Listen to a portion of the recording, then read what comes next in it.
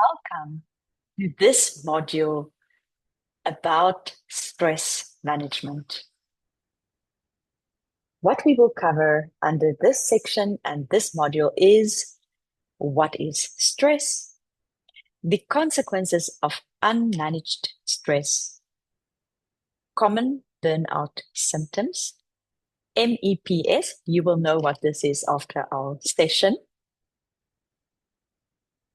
net drain and net gain, the stress elevator, committing to a de-stress strategy, the role your habits play in stress management, daily reflection exercise using the CTFAR model, and of course, your resources.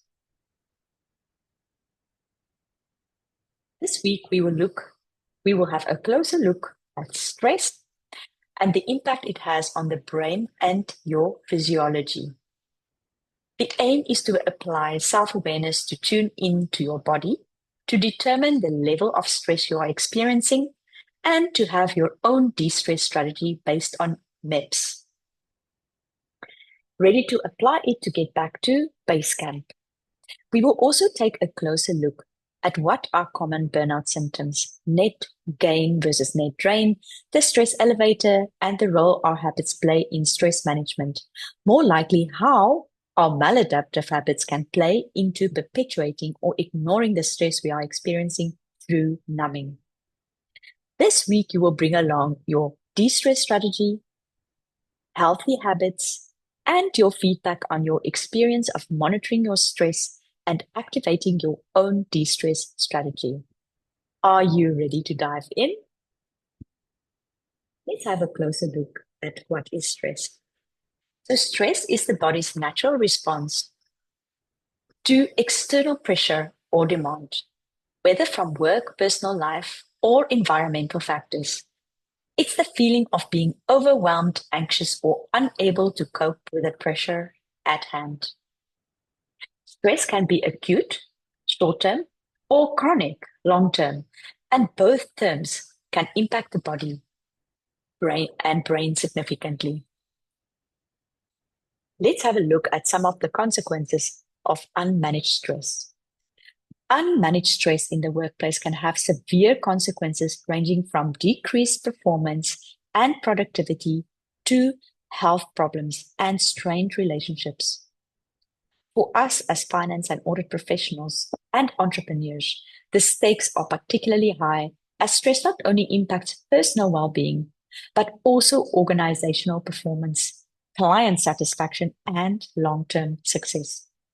Proactively addressing stress, fostering a supportive work environment, and promoting well-being practices are key to mitigating these risks. Some of the consequences could be, and there's a very long list, bear with me, decreased productivity, reduced decision-making ability, increased error rates, burnout, health problems, poor communication, decreased creativity and innovation, strained relationships with colleagues and friends, decline in mental well-being, high turnover rate, increased absenteeism, poor client service and satisfaction, decreased job satisfaction and engagement, impact on leadership effectiveness, ethical compromise, and reduced career progression. Let's have a closer look at common burnout symptoms. The most shocking thing to me is that many professionals who I speak to think that they might have burnout, but they are not sure. And I'm talking about across a wide range, coaches, entrepreneurs, professionals from all walks of life. It's important to pay attention since if you have had burnout, you are also more prone to experience it again. For a one-page summary of my own burnout journey, please refer to your resource folder. In May 2019, the World Health Organization officially recognized burnout as a syndrome in the International Classification of Diseases, describing it as a work-related phenomena whose definition is, the WHO's definition is, burnout is a syndrome resulting from chronic workplace stress that has not been successfully managed. It is characterized by three dimensions. First, feelings of energy depletion or exhaustion.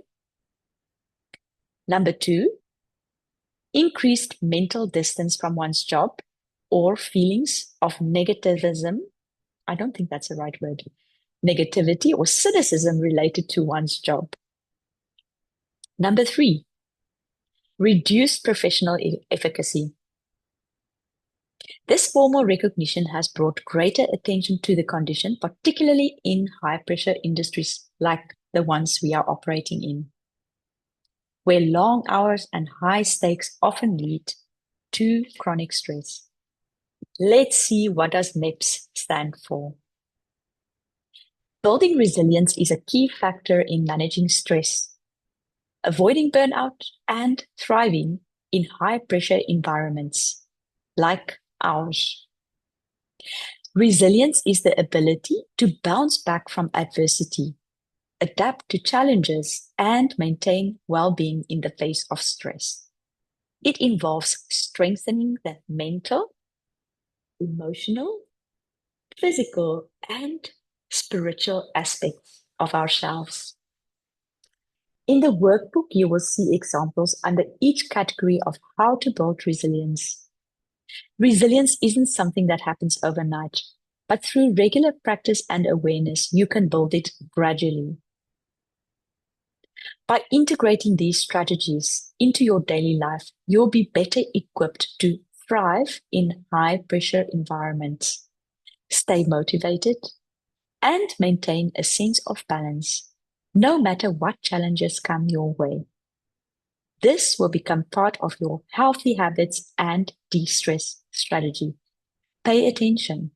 You can get more tips from the section on building your own personalized de-stress strategy. Let's look at this net gain versus net drain. In her podcast, Dr. Naya Sangwan explains the concept of evaluating the various areas of your life to determine whether you are in a net gain or a net drain situation. Net gain versus net drain. The areas to consider is physical. Typically, you would look at how is your nutrition? What is the quality of your sleep? Are you moving enough? What is the level of your energy? Does it feel like a net gain or a net drain? Mental. What is your state of mind? What are some of the recurring thoughts that you are having? Does it feel like you are in a net gain or net drain? Emotional. Are you avoiding difficult conversations? Are you able to manage your emotions? Does it feel like a net gain or a net drain? Social. Are you isolating yourself? When was the last time you spoke to your best friend? Does it feel like a net gain or a net drain? Spiritual. Are you still honoring your values? Do you feel a sense of meaning and purpose in what you're doing? Does it feel like a net gain or a net drain? Let's have a look at the stress elevator. Dr. Linnea Pasale cites, stress is how your nervous system responds to challenge or demand. Your body is always in some state of stress arousal. Maybe you're relaxed, breathing deeply, and feeling at ease in your body. Maybe you're feeling tense and to get through to the end. She and her research team have incorporated research data into a new model of stress alertness. It is called the alertness elevator. Think of it as a traffic light where green means go. This is the flow state. You are focused, relaxed, and your body is at ease. Amber, watch out, cognitive overload state. Your thoughts may race, consumed by worry, self-criticism, or feelings of shame. Red is stop, acute stress state, heightened senses, getting ready to react quickly and effectively to the perceived threat at hand. If your nervous system is regulated and you encounter a stressful situation, you will transition through when the stressor disappears. However, chronic repeated stresses can damage your body and mind and increase your risk of disease.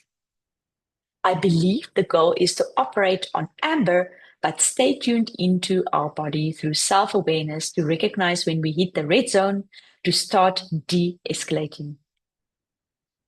What happens during burnout is that we are operating in the red zone and experiencing chronic stress for an extended time with severe consequences.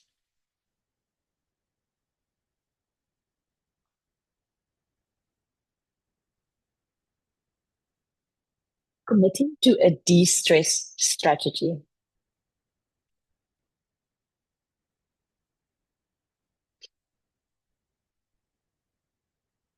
It's important to have our own de-stress strategy for when we notice we are hovering on amber and pushing towards the red zone.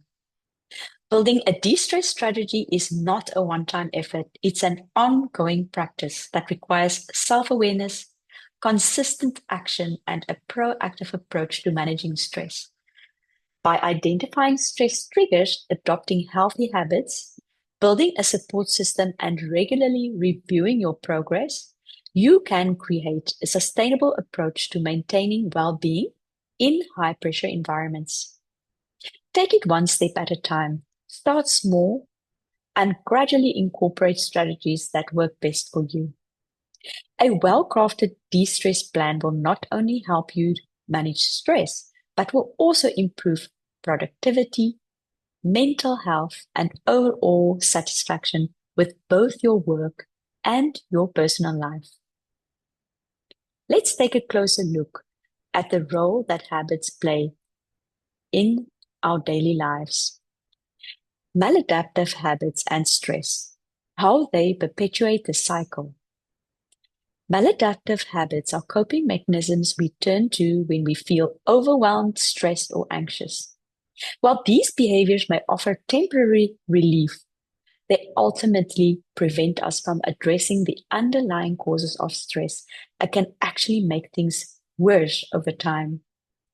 These habits, such as addiction to alcohol, excessive screen time or scrolling, overeating, or consuming unhealthy amounts of sugar, can create a false sense of safety or comfort. But they don't help us solve the core issues at hand. See the workbook for how these behaviors can influence and perpetuate stress. My own personal experience of burnout was definitely perpetuated by a maladaptive coping mechanism. And in my case, it was alcohol. So let's see how we're going to use our daily reflections for stress management. You'll be using the CTFAR model for self-coaching with your thought download as a starting point. Then you will continue with your mindful moment for the day and the mindful moment exercise. This week, you will focus on whether you were able to activate your de-stress strategy, with some reflections on what you did well or what needs further attention. And you use the CTFAR model as per the workbook. In the resources, I've included references to books and podcasts to follow regarding burnout. I have also included some articles from Gallup and Harvard Business Review for your perusal. I look forward to see you at our group coaching call. Please bring along the items that I've mentioned along the way. And thank you for listening.